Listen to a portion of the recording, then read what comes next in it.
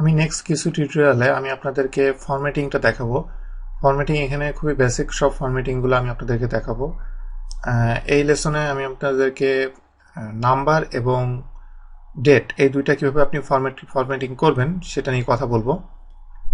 তো প্রথমে আমি যদি নাম্বারে আসি, নাম্বারের ক্ষেত্রে এখানে দেখেন যে এখানে অনেক নাম্বার আছে। তো আমি একটা সারি আমি সিলেক্ট করলাম। তো এটা সিলেক্ট করার পরে যদি এমন হয়, এটা না, আমি যদি টোটালের ঘর যেটা আছে টোটালের ঘরটা আমি সিলেক্ট করলাম, করে আমার এটা যদি এমন হয় আমার আগে ডলার সাইন দিতে হবে। তো যদি ডলার সাইন দেওয়া লাগে সেক্ষেত্রে আমি কি করব দেখেন, এখানে দেখেন একটা কারেন্সির অপশন দেখাচ্ছে। এখানে আমি ড্রপ ডাউনে গেলে এখানে অনেকগুলো অপশন আপনারা পাবেন। তো এখানে আমি যদি ডলার সাইন দিই, দেওয়ার পরে এখানে দেখেন সবগুলোতে ডলার সাইন চলে এসেছে। এই তিনটাতে শো করছে না, কারণ এখানে এর যতটুকু স্পেস দরকার তার থেকে কম স্পেস আছে। সেই ক্ষেত্রে আমি এখানে এই দুটার মাঝখানে এখানে নিলে কার্সরটা দেখেন কেমন দেখাচ্ছে। এই অবস্থায় আমি ডবল ক্লিক করলে এর যতটুকু স্পেস নেওয়ার দরকার ততটুকু স্পেস নিয়ে নিবে।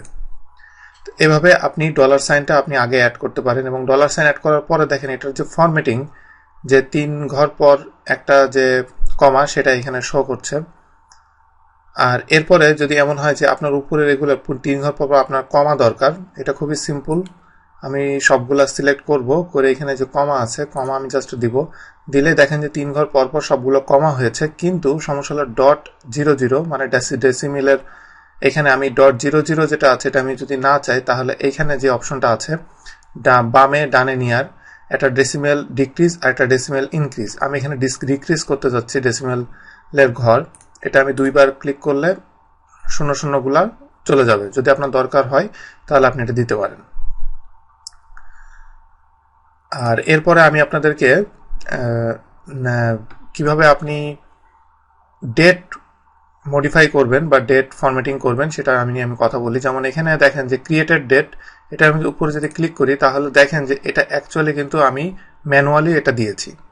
নেক্সট যেটা ক্রিয়েটেড ডেট বলতে, যদি আমি এই যে ডকুমেন্টটা কবে তৈরি করেছি সেটা টুডেজ ডেট যদি আমি দিই, টুডেজ ডেটটা হলো এখানে একটা ফাংশন ইউজ করা হয়েছে। এই ফাংশনটা ইউজ করলে এটা আমি যখনই ওপেন করব তখন সেই দিনের ডেটটা দেখাবে।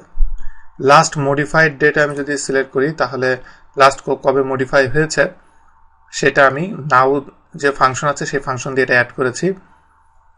এখন আমি এগুলাকে মডিফাই করব। মডিফাই করতে গেলে প্রথমে এটা সিলেক্ট করব। সিলেক্ট করার পরে এখানে দেখেন নাম্বারের নিচে ড্রপ ডাউন না, এখানে একটা অ্যারো আছে ছোট, এটার উপর আমি যদি ক্লিক করি তাহলে দেখেন যে ফরম্যাট সেল ওপেন হবে। ফরম্যাট সেল যখন ওপেন হবে, তো ফরম্যাট সেলের ক্ষেত্রে আমি আরেকটা জিনিস আমি আপনাদেরকে বলি, যে এইখানে আমি যখন ফরম্যাট সেলের ভিতরে নাম্বার সেকশনে ক্লিক করেছি তখন এখানে কিন্তু শুধু নাম্বারের যেই ট্যাবটা সেটা ওপেন হয়েছে। আপনি যদি অ্যালাইনমেন্টের এখান থেকে এটা ওপেন করতেন তাহলে অ্যালাইনমেন্টটা ওপেন হতো। আমি এখন নাম্বার সেকশনে আছি, যেহেতু আমি ফরম্যাটিং করব ডেট, আমি এটা সিলেক্ট করে যখন আমি এটাকে ওকে দিয়েছি, এটা ডেটের ভিতরে অলরেডি আছেই। এখন আপনি বিভিন্নভাবে ডেটটা আপনি দিতে পারেন। তো এখানে আমি দিব এই ধরনের ফরম্যাটে দিব, এবং দিলে কারেন্ট যে ফরম্যাটটা দেখাচ্ছে সেটা এখানে চলে এসেছে। আমি দেওয়ার পরে দেখেন যে ক্রিয়েটার ডেটটা এই ফরম্যাটে এখানে দেখাচ্ছে। যদিও আমি যদি এরপর সিলেক্ট করি তাহলে দেখেন আমি লিখছি কিন্তু অ্যাকচুয়ালি এইভাবে, কিন্তু সে দেখাবে আমাকে এইভাবে। এরপরে টুডেজ ডেট, যেটা টুডেজ ডেট আমি একটু মডিফাই করব। এখানে আমি আবার মডিফাই প্যানেলের ভিতরে গেলে এখানে নিচে এটা আমি সিলেক্ট করে দিব, দিয়ে আমি যদি ওকে দিই তাহলে টুডেজ ডেট যেটা সেটা চেঞ্জ হয়ে যাবে। টুডেজ ডেটের ফরম্যাটটা এরকম হবে। বা আপনি টুডেজ ডেটের ফরম্যাট আপনি চাইলে এখানে অনেক রকম ফরম্যাট আছে, আপনি যেটা চান সেটা আপনি এখান থেকে সিলেক্ট করে দিয়ে দিতে পারবেন। এরপরে নেক্সট হলো টাইম।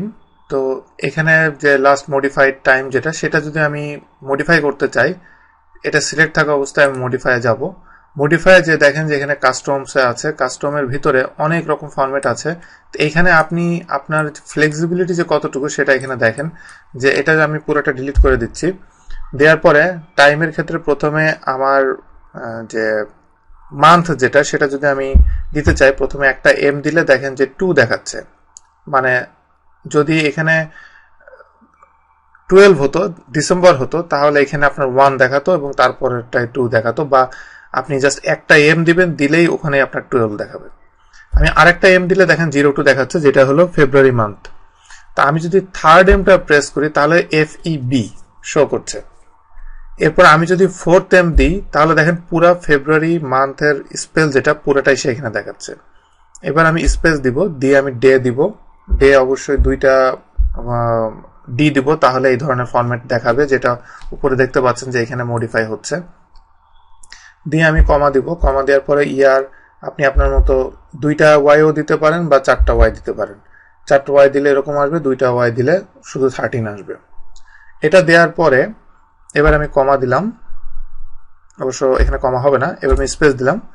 দেওয়ার পরে এবার দেখেন আমি যদি আমার একদম স্পেসিফিক কয়টার সময় এটা সেভ হয়েছে সেটা দিতে গেলে আমি প্রথমে এইচ দিয়ে আওয়ার কোলন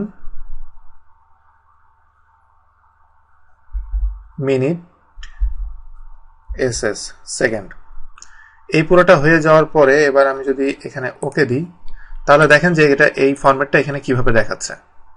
তো এটা আপনি চাইলে এখানে দেখেন যে অ্যাকচুয়ালি কিন্তু আমি যদি AM PM ওই ধরনের অপশনে আমি যদি চাই সেটাও আমি করতে পারবো। সেটা করতে গেলে নাম্বারের ভিতরে যে এখানে এখন যে ফরম্যাট আছে এই ফরম্যাট থাকা অবস্থায় AM/PM দিই, তারপর এখানে দেখেন এখানে আপডেট হয়ে গিয়েছে, সে অটোমেটিক ক্যালকুলেশন করে এটা AM না PM সব নিচে থেকে এটা ক্যালকুলেট করে নেয়। এবার আমি ওকে দিলে দেখেন যে 5 PM। তো এভাবে আপনি আপনার নিজের ইচ্ছা মতো আপনি এই কাস্টমাইজটা আপনি করতে পারবেন, যে আপনি যেভাবে নাম্বারিং ডেটটা আপনি দেখাতে চান এভাবে আপনি দেখাতে পারবেন।